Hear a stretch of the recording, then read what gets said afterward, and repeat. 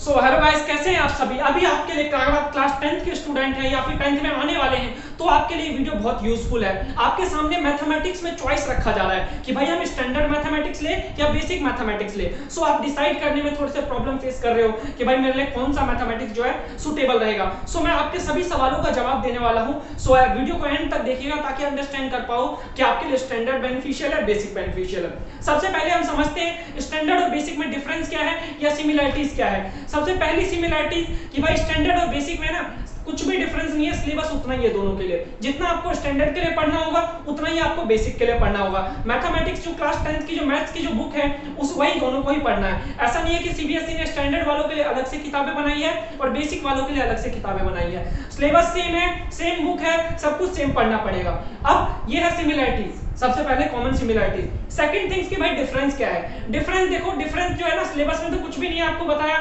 Paper के pattern में थोड़ा सा डिफरेंस है, पेपर पैटर्न में भी नहीं, पेपर के लेवल में थोड़ा सा डिफरेंस है। अगर ये कह सकते हैं कि भाई स्टैंडर्ड जो है यहां पर है लेवल, तो बेसिक का थोड़ा सा लेवल डाउन होगा। मतलब कि क्वेश्चन जो है हल्के हल्के थोड़ा सा लिटिल बिट इजी होगा, ऐसा नहीं है कि टोटली ही इजी होगा। ये अब बनाया क्यों गया स्टैंडर्ड और बेसिक, आप जानते हैं कि लास्ट ईयर से ये प्रोविजन आया कि भाई स्टैंडर्ड और बेसिक का सीबीएसई है ना पिछले 10 सालों से ये ऑब्जर्व कर रही थी कि 10th क्लास में ना बच्चे, कुछ बच्चे ऐसे हैं जो मैथ्स की वजह से फेल हो जाते हैं। और वो बच्चे मतलब खास करके वो बच्चे होते हैं जो आगे जो है ना ह्यूमैनिटीज में जाते हैं या फिर जो मतलब वोकेशनल वगैरह लेते हैं, जिनको मतलब मैथ से लेने देना नहीं होता है, बच्चे वीक होते हैं जिनको आगे मैथ पढ़ना नहीं होता, उन बच्चों के लिए समस्या आती है। सो सीबीएसई ने क्या किया कि उन बच्चों के लिए ऑप्शन दिया कि भाई जिनको मैथ्स आगे नहीं पढ़ना है, ध्यान रखना, जिनको मैथ्स आगे 11th-12th में मैथ्स नहीं पढ़ना है वो बच्चे बेसिक ले लें, वो बच्चे बेसिक ले लें ताकि अच्छा स्कोर कर पाए। सो आपका अगर आप आगे 11th-12th में मैथमेटिक्स नहीं पढ़ना चाहते हैं तो आप ये 10th क्लास में बेसिक ले सकते हैं। लेकिन अगर आप 11th-12th में मैथमेटिक्स पढ़ना चाहते हैं तो आप स्टैंडर्ड ही ले,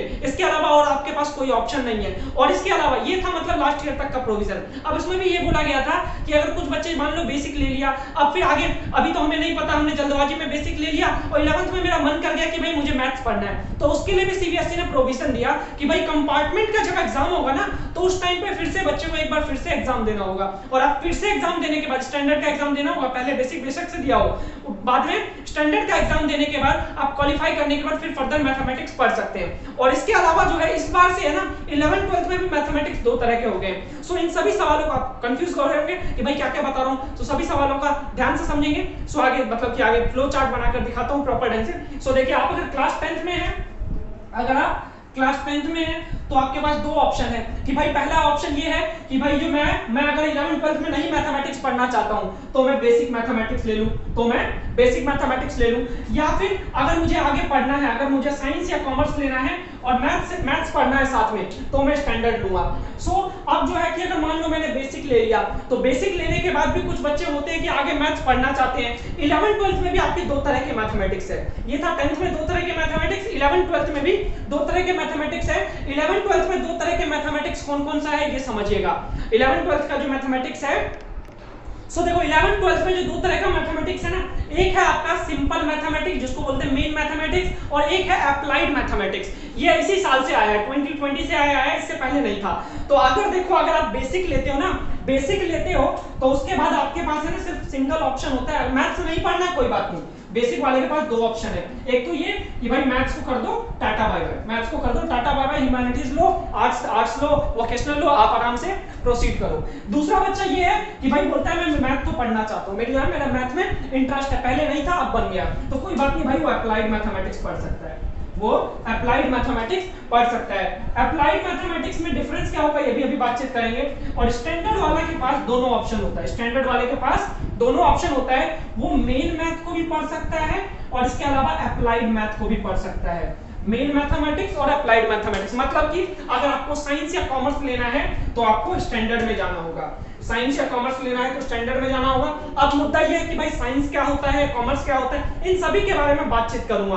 आप जो है अगर आपको रिक्वायरमेंट होगी ना कमेंट सेक्शन में एक बार बता देना, मैं आपको सारी डिटेल जो है कि साइंस लेने के बाद क्या क्या अपॉर्चुनिटीज है, साइंस लेने के लिए क्या क्या मतलब कि कंडीशन है, या कॉमर्स के लिए क्या क्या कंडीशन है, वो सारी बातें मैं डिटेल में डिस्कस करूंगा। उससे पहले समझते हैं 11th-12th का जो मैथमेटिक्स है, मेन मैथमेटिक्स और अप्लाइड मैथमेटिक्स क्या होगा।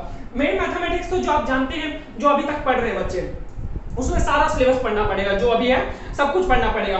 अप्लाइड में क्या कर दिया इस साल से कि भाई कुछ मतलब कि ऐसे कुछ हल्के हल्के चैप्टर जो मतलब कि जिसमें स्टैटिस्टिक्स वगैरह, प्रोबेबिलिटी वगैरह, सेट्स वगैरह, जो आसान आसान चैप्टर है ना, ग्राफिकल बेस्ड मतलब प्रैक्टिकल एप्लीकेशन बेस्ड, कि जो बच्चों की जिंदगी में आगे प्रैक्टिकली काम आने वाला है, उसको अप्लाइड मैथमेटिक्स में डाल दिया उन चैप्टर्स को, कि भाई ये उन बच्चों के लिए दिया है कि जिनको है ना मतलब कि मैथ्स में रुचि है थोड़ी सी, और इसके अलावा ना जैसे इकोनॉमिक्स वगैरह पढ़ते हैं तो उनमें ज्यादा मैथ्स की रिक्वायरमेंट नहीं होती है, लेकिन जो मेडिकल वगैरह वाले होते हैं उनमें ज्यादा मैथमेटिक्स नहीं चाहिए, थोड़ा बहुत आइडिया लेना है तो वो ले सकते हैं। सो दैट्स व्हाई अप्लाइड और इसमें मेन में डिफरेंस मतलब कि अलग अलग डिस्टिंग्विश किया, जैसे स्टैंडर्ड और बेसिक में डिफरेंस किया है ना, सिमिलरली अप्लाइड और उसमें भी है।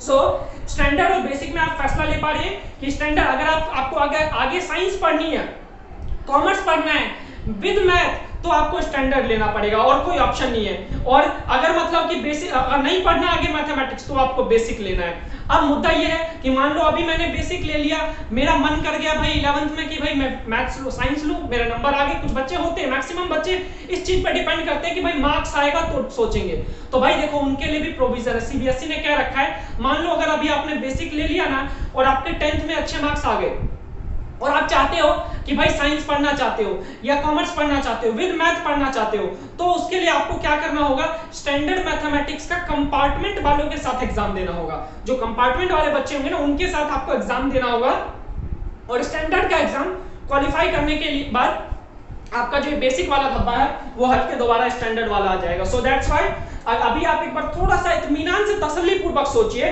कि भाई आपके लिए कौन सा बेनिफिशियल है। आपको आगे मैथमेटिक्स पढ़ना है तो स्टैंडर्ड चूज करें, अगर मैथमेटिक्स नहीं पढ़ना है, यहीं तक करना है, तो बेसिक चूज करें भाई। लेकिन मेरी सलाह यही रहेगी भाई, सिलेबस सेम है, थोड़ा बहुत पेपर का लेवल ऊपर नीचे है, तो मेरी सलाह से तो मैं सभी बच्चों को यही बोलता हूँ भाई स्टैंडर्ड पढ़ो, क्योंकि देखो 10th का सिलेबस इतना ज्यादा नहीं है, और पढ़ने अगर ध्यान से पढ़ोगे एक कंसिस्टेंसी के साथ तो बड़े प्यार से हो जाता है, और एनसीईआरटी से ही आएगा।